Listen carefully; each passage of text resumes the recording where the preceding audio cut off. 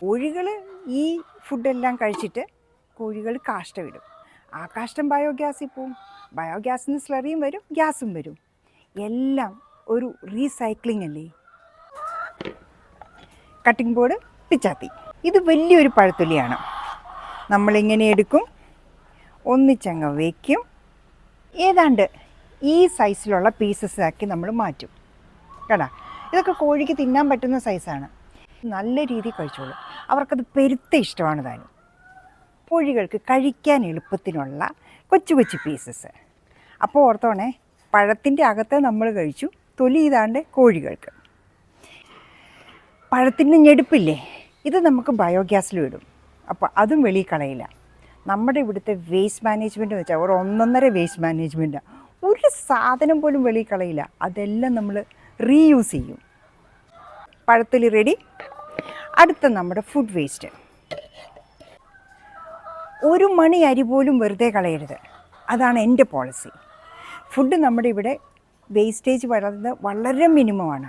എന്നാലും ചിലപ്പോൾ ചില ദിവസങ്ങളിൽ കുറച്ച് വരും. അപ്പോൾ ഇന്നലെ എന്തൊക്കെയോ കറികളും തോരനും ഒക്കെ ചീത്തയായതൊക്കെ ഇരുന്നു. അതെല്ലാം കൂടിയാണ് ഇന്നത്തെ ലെയർ മാഷ്. ഇതാണ് നമ്മുടെ കോഴിത്തീറ്റ. ഇതാണ്ടേ, ഇതുകൂടെ നമ്മൾ ഒന്ന് ആഡ് ചെയ്ത് കൊടുക്കും. ഇനി ഇതിനെ നല്ല രീതിയിൽ അങ്ങ് മിക്സ് ചെയ്യും. ദേ ഇങ്ങനെ.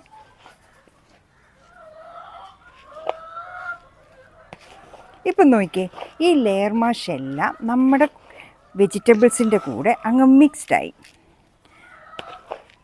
അപ്പോൾ ആ തരികൾ മുഴുവനും മാറിക്കിട്ടി. ഇനി കോഴികൾക്കിത് വേസ്റ്റാക്കാനും പറ്റില്ല.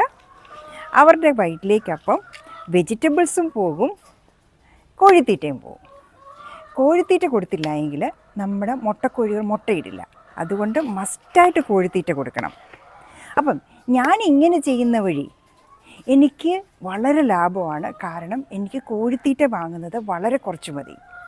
ഏതാണ്ട് ഒരു ചാക്ക് ലെയർ മാഷ്, അതായത് 620 രൂപയാണ് ഒരു ചാക്കിന്. അത് വാങ്ങിച്ചാൽ എനിക്ക് 2 മാസത്തേക്കുണ്ട്. എൻ്റെ 14 കോഴികൾക്കും ഇങ്ങനെയാണ് ഞാൻ തീറ്റ കൊടുക്കുന്നത്.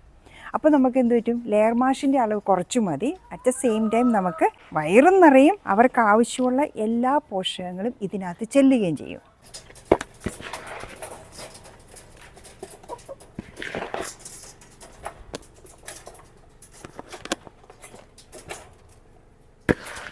എല്ലാവരുടെയും പാട്ട് നിന്നു. ആഹാരം കിട്ടിയപ്പോൾ പാട്ട് നിന്നല്ലേ. നമ്മൾ കൊടുത്ത വെജിറ്റബിൾ മിക്സ് അവർ കാര്യമായിട്ട് കഴിക്കുന്നത് കണ്ടോ. ആരും തലതിരിഞ്ഞ് നിൽക്കുന്നില്ല, ഫുള്ള് കഴിക്കുക.